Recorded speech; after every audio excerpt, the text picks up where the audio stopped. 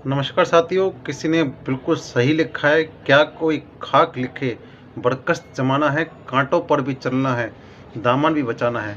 आज निश्चित रूप से लोकतंत्र पहले से परिपक्व मजबूत हुआ है, लेकिन लोकतंत्र को मजबूत करने वाला मीडिया, पत्रकार क्या आज अपनी बात उतनी स्वतंत्रता से कह पाने में सक्षम हैं? क्या आज पत्रकारिता अपने उच्च मापदंड, उच्च आदर्शों को लेकर आगे बढ़ रही है? ऐसा है तो जिस तरह से मीडिया जगत में मीडिया के लोगों के ट्रायल बढ़े हैं और जिस तरह से आज कलम की पैनी धार चलाना उतना संभव नहीं है और कलमकारों को कई तरह की परीक्षाओं का सामना हर सरकार के समय करना पड़ रहा है, तो इस संदर्भ में क्या हम आज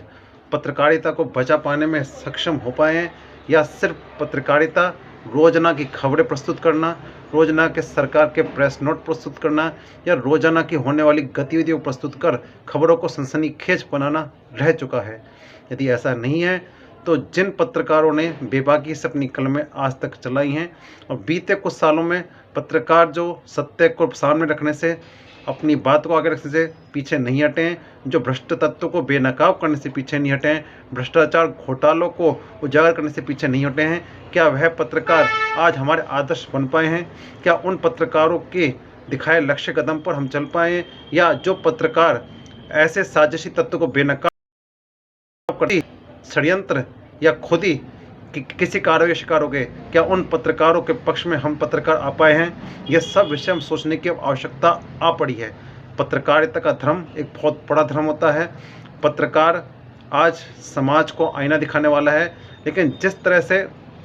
पत्रकार के लिए अपनी बात को सामने रखना मुश्किल नहीं होता बल्कि असंभव होता है, भ्रष्ट तत्व, अनैतिक तत्व, असामाजिक तत्व को उजागर करना उसके लिए किसी भी चुनौती से कम नहीं होता है। और जो कोई पत्रकार ऐसा साहस करता है उसके ऐसे कदम प्रस्तुत करने के बाद उसको किस तरह की परेशानियों को शिकार होना पड़ता है, किस तरह की मानसिक प्रताड़नाएं, किस तरह के सरकारी दबाव और किस तरह के गुंडे तत्व, शरारती तत्व के दौर का शिकार होना पड़ता है, क्या पत्रकार उसमें खुद को असहज, अकेला और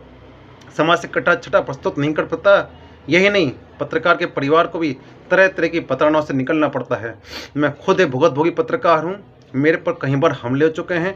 कई बार मुझे इस तरह की प्रताड़नाओं झेलना पड़ा है, और उसमें पुलिस थानों का क्या रोल सामने है, किस तरह से सरकार का रुख सामने है, वह सब भी में तरह से कुछ नेता ही ऐसी गुंडागर्दी, ऐसे अनैतिक तत्वों को प्रोत्साहन देने में लगे रहे, और किस तरह से उन गुंडे तत्वों को उखाड़ने के लिए मुझे पूरा संकल्प लेकर युद्ध लड़ना पड़ा, और युद्ध क्षेत्र में काफ़ी अकेला भी मुझे महसूस होना पड़ा। गनीमत है जब उस पर बहुत बड़ा हमला हुआ, उस समय कुछ सत्य के राह पर चलने वाले पत्रकार साथ आए और उन्होंने इस अन्यायपूर्ण तत्व का, इस असामाजिक तत्व का खुलकर विरोध किया और कहा पत्रकारिता हम कमजोर होने नहीं देंगे। आज आवश्यकता आ पड़ी है हम पत्रकार एकजुट हों। किसी पत्रकार के साथ यदि कुछ गलत हो रहा है, कोई पत्रकार सत्य को उजागर कर रहा है, सत्य को सामने रख रहा है, भ्रष्ट तत्व को बेनकाब कर रहा है और उसकी लेखनी सत्य पर आधारित है, उसकी लेखनी किसी भी घोटालों को शिकार नहीं हो पड़ी, उसकी लेखनी से किसी की कोई ब्लैकमेलिंग नहीं हो रही है, यदि ऐसा है, सत्य को साथ रखने वाले पत्रकार के साथ आना ही होगा। अगर पत्रकारिता धर्म को हम मजबूती से सामने नहीं रख के चलेंगे और पत्रकारिता एक प्रेस नोट चलाना रह जाएगी, पत्रकारिता केवल समाज में तीखी खबरें,